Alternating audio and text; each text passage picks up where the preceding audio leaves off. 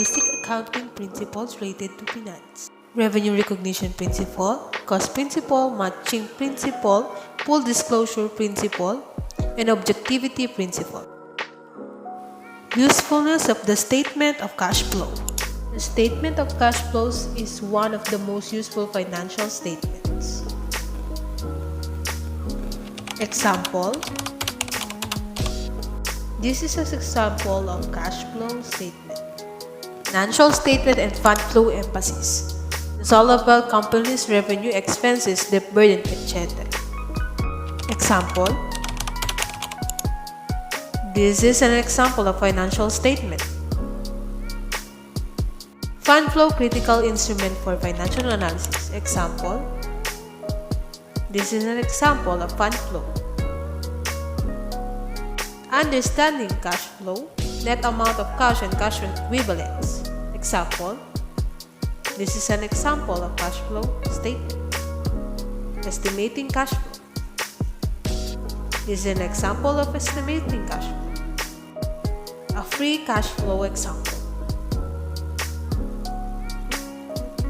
Cash forecast, estimating the flow of cash coming in and out of the company. Example.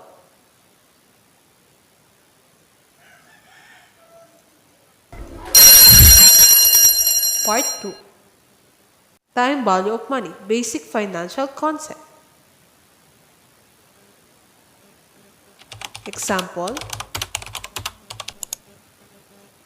This is an example of a time value of money.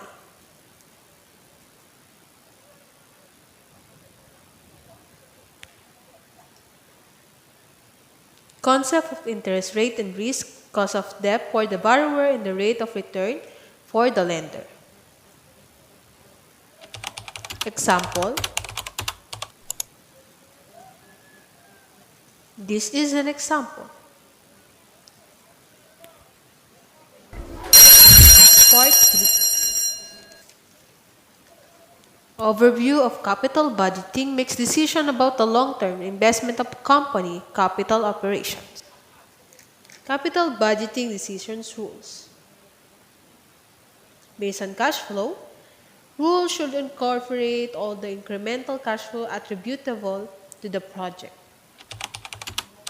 Example. This is a capital budgeting decision.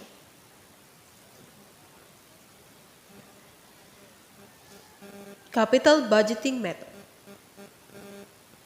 Payback period, discounted payment period, net present value, profitability index, interest rate of return, and modified interest.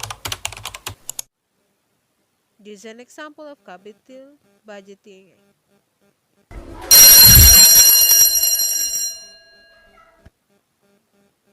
Components of capital, the cost of capital, and leverage. Source of capital. Common shareholders. Someone who has purchased at least one common share of a company. Preferred shareholders have priority over a company's income.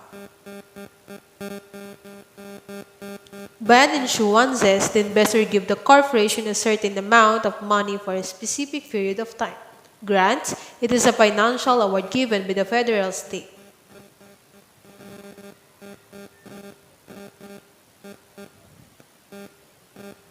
Weighted average cost of capital. It is a firm average cost of capital from all sources, including common stock, bonds, and other forms of debt.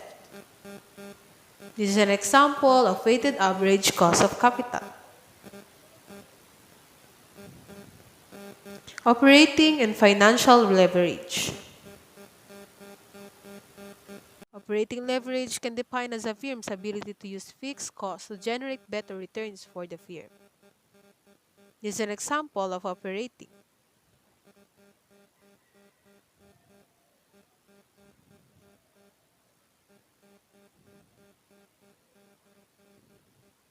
Step 1. Compute the total variable cost. Company A. Step 2. Find the fixed cost.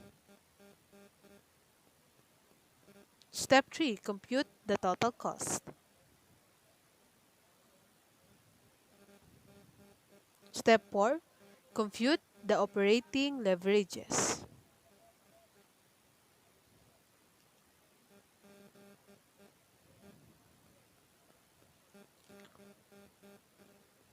Financial leverage can define as a permissibility.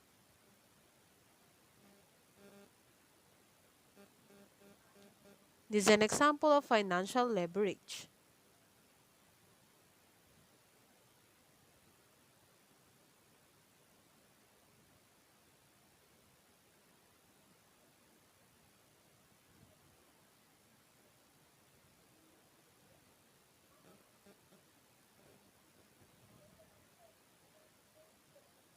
This is another example.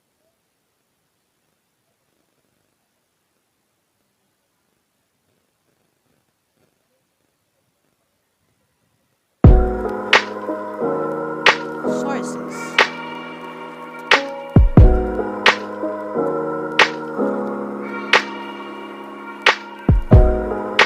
Have a great day. Thank you for listening.